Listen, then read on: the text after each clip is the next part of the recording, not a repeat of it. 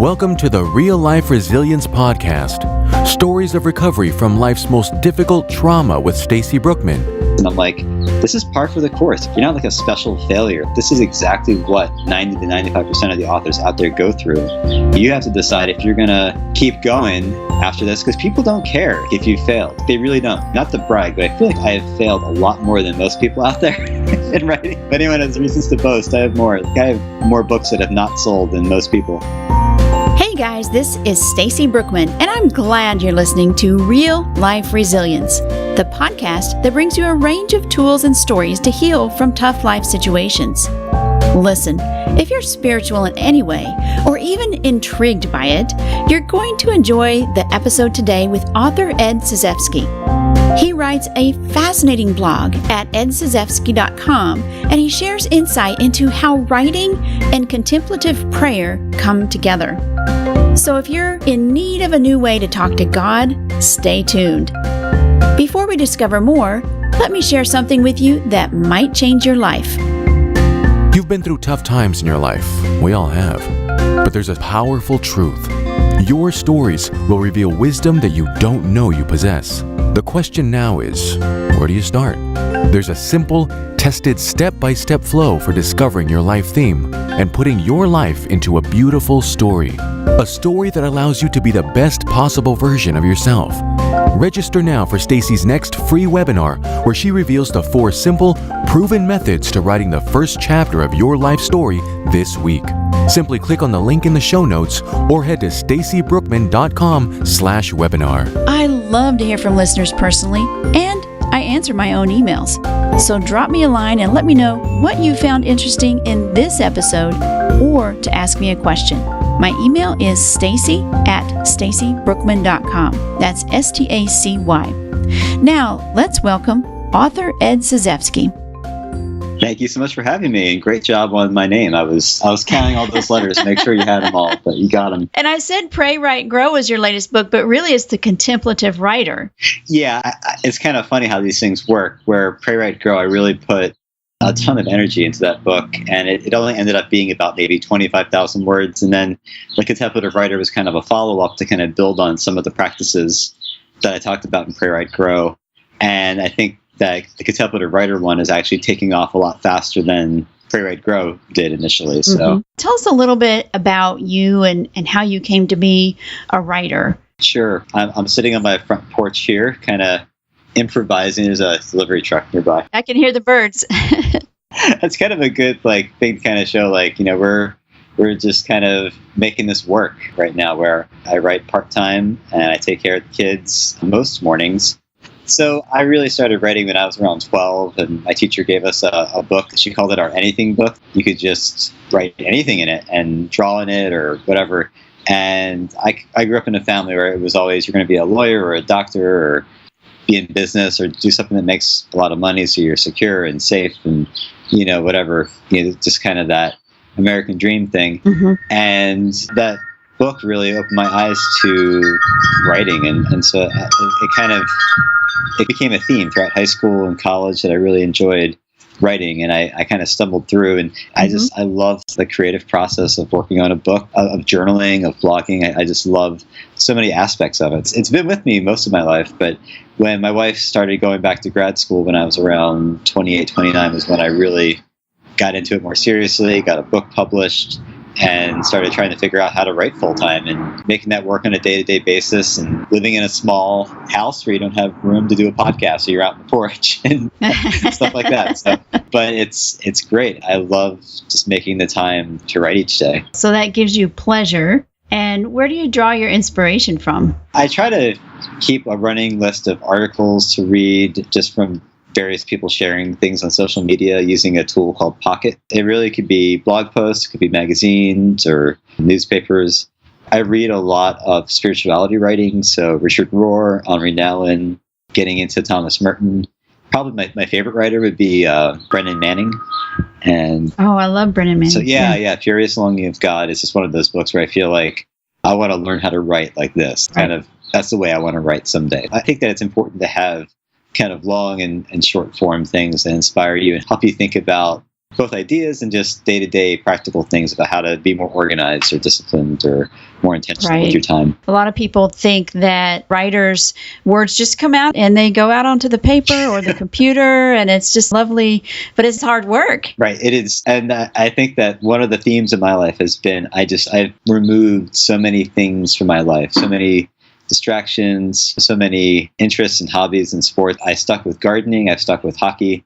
And that's pretty much about it. We don't have a television. We try to schedule our days around things like I start the day with a run about 4 days a week. And that's an important time for space for my head. And when I drive the car or when I do the dishes, I try to make sure I have some silence before I put anything else on the radio or any podcasts on. I try to prioritize that. So it takes a lot of intentionality and a lot of discipline to create this space in your mind to let those ideas take shape so that when you sit down to write, you have raw materials to work with. Right. Now I want to go back to your books. Coffee house theology intrigues me. Tell me, what is coffee house theology? Yeah, so that book took shape at a time when a lot of people in, at least my circles, they were talking about studying the Bible and where do our beliefs come from. And there was this perspective of if you talk about culture, if you talk about where our beliefs come from, and if it's not like God says it, the Bible says it, I believe it, that settles it, then you're falling victim to the culture. And what I found while going to seminary and studying and reading is that if you are unaware of the way that culture impacts both the writers of the Bible and the way that culture impacts the way that we read the Bible, you're going to be at the mercy of culture. And so acknowledging it and talking about it isn't the same as saying, all right, culture, whatever you say goes. It's more a matter of entering into a process and a conversation. And so we settled on coffee house theology as a kind of a picture of people coming together to talk about their beliefs rather than kind of lining up in like firing lines in a battle where you're just like, all right, we're going to see who can duke this out and win. Right, it's more like duke it out. Let's sit at a round table and as equals who are interested in scripture and let's take all these different sources that are influencing us, our traditions and our nationalities and church history and the global church that has other perspectives that we really need to take into account. So coffee house theology is about creating a conversation about where our beliefs come from. It's kind of part of being a community too, connecting to other people. And that's one of the ways you can connect with other people is to discuss these things. Right. And one of the things I talk about is that it's kind of finding your place on the map and owning that and saying like, here's where I come to this conversation. And it's not like, our different denominations are different points on the map. And we respect those points. And so then you moved on to pray, write, grow. Now, how does prayer and writing come together to help you grow? So there are just a bunch of disciplines that I've been cultivating as a writer. And as I dove a little deeper into contemplative prayer and some of the more basic prayer practices where you're embracing stillness and quiet, I found that there was a lot of connections between prayer and writing, and the things that help me pray help me write, and the things that help me write help me pray. And so one of the examples would be learning to be aware of my emotions and my feelings and to face them. In writing, I think that one of the things you have to do is you have to pay attention to the stuff that won't go away, that kind of nags you, and you have to maybe process it with your writing. I think that's a really helpful thing to do. You have to kind of dive into it. And for prayer, that really is the same principle in place, where you have to go where you're vulnerable, where there's pain, where you're hurting, and you have to bring those things to God. And that's actually where I've had my most profound experiences, both as a writer and as a Christian who prays. That's the place where God meets me, and that's where I find my creativity. I've found it's very healing to write out those fears or requests, Right. It is very liberating to be able to actually get them out of your head and onto paper. Absolutely. And then tell me about the contemplative writer. How does that extend from Pray, Write, Grow? So I'm not a big fan of the books that have the action steps at the end of a chapter or whatever. And I know that some people love it, some people hate it. And that was one of the responses I got from Pray, Write, Grow is, well, what are some of the next steps? I felt like maybe it would be really helpful to distill down some of the things that really helped me pray on a regular basis and really dive into the process. It's a relatively short book. It's about 10,000 words. So it's 10 practices, 1,000 words each. And it just gets into things like the examine, where you're asking yourself about whether you're discouraged or encouraged and facing the things that maybe are making you anxious that you're worried about, or the things that you miss, or it really helps you pinpoint the areas of your life that you need to be aware of and think about and reflect on.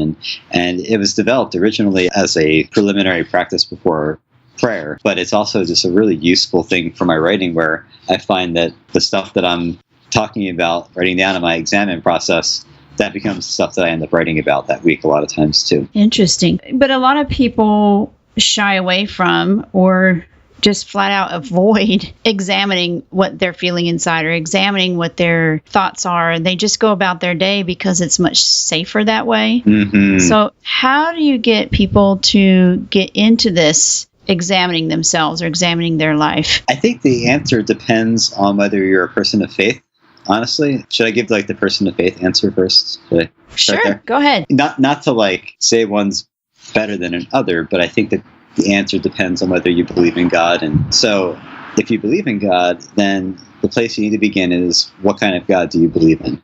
And is this a good, loving God who is reaching out to you, who wants to save you? Or is this an angry, punitive God who basically could take you or leave you and, maybe only accepts you on a technicality? I think that we need to start there. What kind of God do you believe in? Do you believe that God loves you and is for you?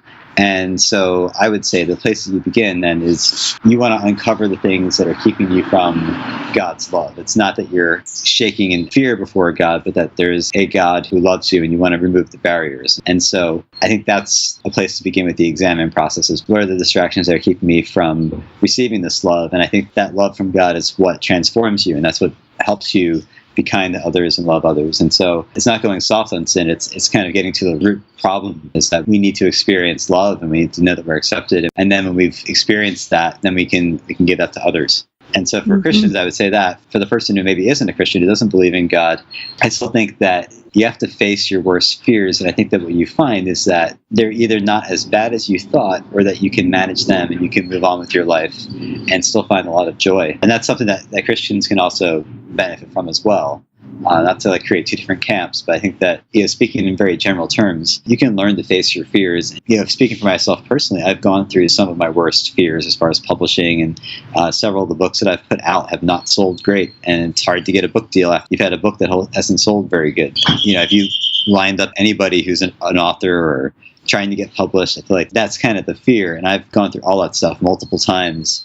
And I've survived, and I keep showing up. I keep writing, keep finishing stuff, and people keep finding it and reading it. So it's, you can face your fears and go beyond them too. Right. But do you think sometimes that shame is part of that factor in people not digging deep and not being contemplative and not examining themselves? Is they're afraid of what they're going to find? Oh, absolutely. Yeah. That's the battle right there. Yeah. That you have to face it. And when I go to writing conferences, I just went to the Festival of Faith and Writing and met so many people who were aspiring writers. And there was just a fragility and kind of just a fear, and it was just that what if I'm not going to be good enough? What if I can't get an agent? What if I can't get a book deal? And I kind of want to just hug them and say you know what? Your writing's probably not good enough right now. And, you may not get that agent or that book deal. It's probably not going to turn out great. There's an author that I'm coaching right now, and she's really disappointed after very lackluster sales for her first book, and she's not sure what to do next. And I'm like, this is par for the course. This isn't you're not a special failure. This is exactly what 90 to 95% of the authors out there go through. Right. And so you have to decide if you're going to keep going after this, because people don't care if you failed. They really don't. I not to brag, but I feel like I have failed a lot more than most people out there in writing. Paul saying if anyone has reasons to boast, I have more. I have more books that have not sold than most people. And I've had so many proposals, make it to the editorial board, and they're like, it's a great idea. We like it, but we don't know if we can sell enough. That's happened so many times to me. Right. So you have to dig deep, and I think for Christians, it's where do I sense God's pleasure and joy in my life, and what's my calling? And if you're not a Christian, it's what's my mission? What am I here to do? You only get so many years on this earth, so it's what are you going to do with it? And I think writing can be a really meaningful way to connect with people, and it's worthwhile. And you write something and you finish it, and a few people read it, and you've just learned how to write a book. And so then you write another book, or you write another blog post, and you keep learning and growing. And I think that if you realize that you're the product, you're the thing that's growing, then you can kind of keep going with that, and you get better. And eventually you'll find a bigger audience to read your stuff if you keep learning and growing and pushing yourself and trying and getting up when things don't work out the way you want. That's exciting. And what I always encourage people to do is start out with, and especially those people who don't consider themselves writers, I always encourage them to start with their spiritual story. Just write out your spiritual story. Would you recommend that? Absolutely. I feel like that's such an important high stakes area. I feel like that's the kind of the vulnerability test is, you're kind of going to that place where there's a lot at stake and there's a lot going on. So that's definitely a place to explore with your writing. I've definitely done that with Coffeehouse Theology. One of the reviews was noted that there was so much, it's a book about theology, but so much of it shares my own story of finding what I believe and becoming more generous toward other people and hoping the best for them and working together with people who have different perspectives from my own and having a less defensive approach to the Bible and how I approach it. And today with prayer, it's definitely I'm sharing out of my own struggles where I felt like I didn't know how to pray. I couldn't do this stuff. And not that I'm writing as some amazingly experienced master of prayer, but I've come to a place where I have basically thought, this is just me saying words out loud in a room by myself. This is not doing anything. There's who knows what God even is, or if God is real, who knows what God even thinks of me. Kind of going from that pit of despair to a place of peace and rest, and that this is something that I lean on every day. And that is such an integral part of my life that I set aside time for it. And I've asked you to read a part of one of your books, and you're going to share with us from Pray, Write, Grow, correct? Yes. So this is when I started to finally face up to the fact that I've been distracting myself a lot. Go ahead. A few years ago, I started taking walks with our firstborn son most mornings so that he could nap. We walked nearly every bitter, cold winter day with him. I bundled him up in a stroller, sleeping sack, and a snowsuit. He could sleep for 1 or 2 hours most days, and I acutely felt the drain of my writing and prayer time. While I typically listened to podcasts during our walks, I began to question the wisdom of this. I had so much work to do. Perhaps I didn't need to listen to podcasts for the entire walk. What if I could use some of the walk to think about writing topics? At the very least, I could sit down to write with some fresh ideas scribbled in a pocket notebook. And if the writing ideas didn't come together, I reasoned that I could recite some prayers. I could also meditate on scripture verses from the morning office, one of a series of prayers and readings known as the Hours or the Divine Hours. The possibilities were endless, really. Almost every Christian I know has said at one point or another, I don't pray enough. What if my walks could become havens for prayer each day? Such plans always start with enthusiasm and optimism, but despair quickly begins to take hold. While this plan sounds perfectly sensible in retrospect, I've been listening to podcasts, quote-unquote, religiously every single day at that point in my life. They were, quote-unquote, essential for my walks. I love podcasts. It's like taking the best of the radio and the internet with you wherever you go. Habits and love for entertainment aside, there was something far worse lingering in the back of my mind, something that I didn't even fully realize until the first time I turned off my iPod and left my headphones in my pocket during the walk. I've been using podcasts to avoid being alone with my own thoughts. Podcasts are just one of the many tools I've been using to avoid self-reflection. As soon as I started walking without podcasts playing, my mind exploded with worry and fear. I can't even say that I was fully aware of this happening. The habits of anxiety and worry simply kicked in as soon as I had some free space in my mind. The podcasts have been one of my strategies for keeping my worries at bay. Those first few days of trying to walk without podcasts were torture. Some days I caved in after a few minutes. Other days I endured the silence of my thoughts for about 30 minutes before flipping my iPod on. I tried to focus on praying. I tried to focus on writing ideas. Instead, my mind just spun out of control. I couldn't focus on much of anything. It was a disaster. Before giving up, I made a bargain with myself. I decided that I couldn't stand being in my own head for an entire walk. The podcast became a reward on the way home. This incentive kept me going. I faced my chaotic thoughts every morning.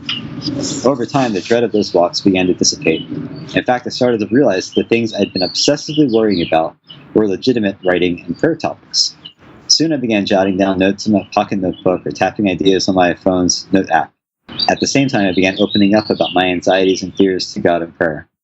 After writing a note, I often prayed about that particular thing, offering my problems to God and letting my mind wander. Sometimes I reached clarity on a particular issue, and the more I inched toward clarity, the more I had to write about. That's really insightful. And I particularly love the part about enduring the silence of your thoughts. Yeah. Because we all struggle. We'll take anything for a distraction, right? Right. Yep. Anything at all. And that's a discipline that you're developing. Yeah, it's to love silence and to be aware of my thoughts and to be present with them and then to offer them in prayer and to make that a practice and to not turn to a distraction or to turn to something else until I'm reasonably at peace with where I'm at. The more you do this, the more you start to realize what it feels like to be healthy. Mm-hmm. It's kind of like running. Like if you run enough, you start to feel like I have all this energy and anxiety or worry, and I could really use a run. And it really helps to do that. And I think that these disciplines, they train you and teach you to be aware of your state of mind. And you realize, okay, I really need a little bit of time to sit in silence because you know what it feels like to be at peace versus to be in chaos or to be avoiding something. So is this what you mean by contemplation or contemplative prayer? Tell me a little bit more about that. Yeah. So there are all kinds of practices that people use. Contemplative prayer is more or less just leaving yourself aware and open to God's love, so that it's creating a space in your life for God to speak, to move, to act. And it may not be anything. It may just be you sitting in silence. Like it's not like you get amazing epiphanies, but it's more about resting in the fact that God is present and loving. And so people use different tools and practices to keep their minds from getting distracted. So people will do the Jesus prayer. Sometimes people use a sacred word. That's something that Thomas Keating talks about in his books.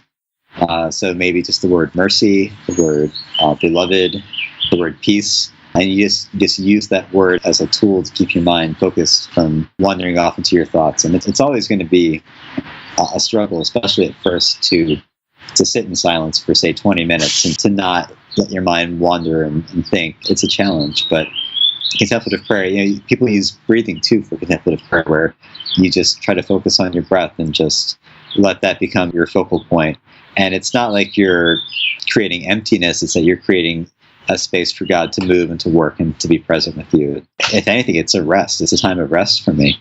Well, and your mind needs time, that quiet time, to be creative then in that space. I mean, you've got to have that downtime, so to speak, right, in order to have the more energetic times. Is this similar to mindfulness? Yes. It's a lot of the same principles, that you're aware of the present moment. Mm-hmm. And that's what I like to say to people, is that if you're trying to pray, but you're worried about the future or you're living in the shame of the past, God's here in the present moment with you. So you need to practice ways to be aware of God in the present moment. And then God can speak to those things in the past or the future, but you're not going to have a productive time of prayer if you're living in the past or the future. Right. I need to remember that. So you have a giveaway. Tell us a little bit about those. Yeah. At theedsuzeski.com site, I offer my ebook, Creating Space, and another book on prayer. It's Why We Run from God's Love. They're both just short ebooks, about 5,000 words each.